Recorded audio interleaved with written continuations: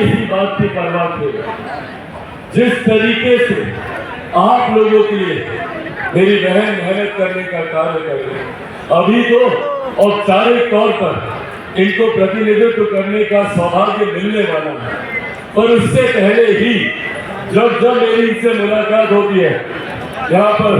केंद्रीय गृह राज्य मंत्री आदरणीय नित्यानंद राय जी मंच पर आगे मैं जाता हूँ, तो जोरदार ताली से आप लोग नित्यानंद राय जी का आपको स्वागत करें।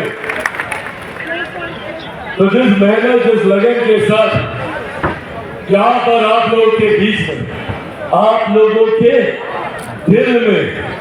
जगह बनाने का वो प्रयास कर रहे हैं, और बहुत बड़े सदा जी मौजूद यहाँ पर, आदरणीय मदन सैनी जी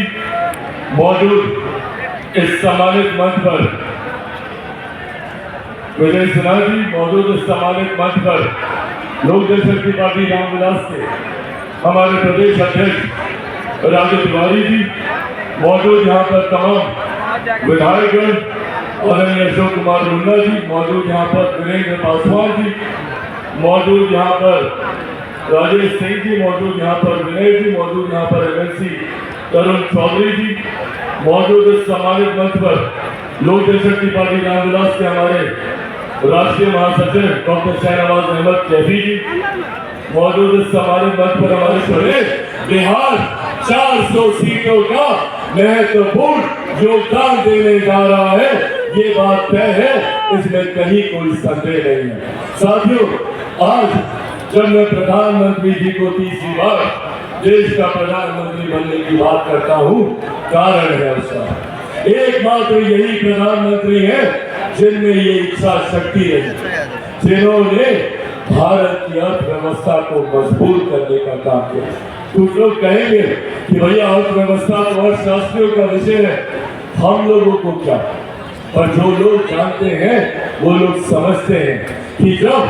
किसी देश की अर्थव्यवस्था मजबूत होती है तो उस देश के हर राज्य का राजस्व बढ़ता है। जब राज्य का राजस्व बढ़ता है तो हर क्षेत्र का आर्थिक विकास होता है, और जब क्षेत्र का आर्थिक विकास होता है तो हर गरीब व्यक्ति के हाथ में ज्यादा कमाई आती है, प्रति व्यक्ति आय में इजाफा होता है। और यही कारण है कि पिछले 10 सालों में लगभग 25 करोड़ से ज्यादा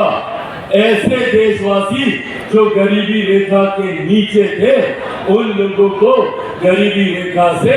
बाहर निकालने का काम हमारे प्रधानमंत्री आदरणीय नरेंद्र मोदी जी के द्वारा किया गया। जहां एक तरफ हमारे प्रधानमंत्री ने देश की अर्थव्यवस्था को हो जाए, अपनों को कभी मुसीबत में नहीं छोड़ेगी, अपनों को कभी दुख दर्द में अकेला नहीं छोड़ेगी, ये एक बेटी और एक बहन की खूबी है। साथियों, आज जब यहाँ आप लोग के बीच आया हूँ, बस यही यात्रा करने आया। शाम्भवी ना सिर्फ मेरी छोटी बहन है, बल्कि युवा, तेज तरह, पढ़ी लिखी, जानकार होना, प्रखर वक्ता, जो कल जब भारत की संसद में जाएंगी और आप लोगों के जुड़े हुए विषयों को जब वो उठाने का काम करेंगी, तो न सिर्फ समस्तीपुर का सर बल्कि पूरे बिहार प्रदेश का सर गौरव से ऊंचा होगा कि एक बिहार की बेटी इस तरीके से अपनी बातों को रख रहे हैं। साथियों, आज जब हम लोग चुनाव की दहलीज पर, जरूरी है हमारे प्रधानमंत्री जी का तीसरी बार देश का प्रधानमंत्री बनना। हम जहां जा रहे हैं, आज पहले चरण के मतदान चल रहे हैं, गया की बात हो, नवादा की बात हो, औरंगाबाद की बात हो या जमुई की बात हो, जहां से भी जानकारी मिल रही है, एक बात तय है, एक बात स्पष्ट है, केंद्रीय गठबंधन आज एक खास अवसर पर आया है और दिल से खुशी है मुझे। आज एक ऐसी धरती जो मेरे लिए मेरी मां के समान रही, मेरे नेता, मेरे पिता आदरणीय रामविलास पासवान जी, न सिर्फ कर्मभूमि, न सिर्फ उनका विचारों से जुड़ाव समस्तीपुर की इस धरती से रहा, बल्कि मेरे परिवार एक लंबा समय, एक लंबा मौका मिला आप सबके बीच आकर यहाँ पर सेवा करने का। पर आज मेरे लिए इस मौके का महत्व और ज्यादा बढ़ जाता है, क्योंकि आज मैं जिनके लिए आया हूँ वो मेरी छोटी बहन शांभवी चौधरी जी है। मैं चाहता हूँ एक बार जोरदार ताली से आप लोग मेरी बहन का आपको स्वागत करें।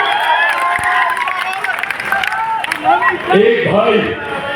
और एक पिता, मैं आदरणीय अशोक चौधरी जी की बात कर रहा हूँ। एक पिता के लिए,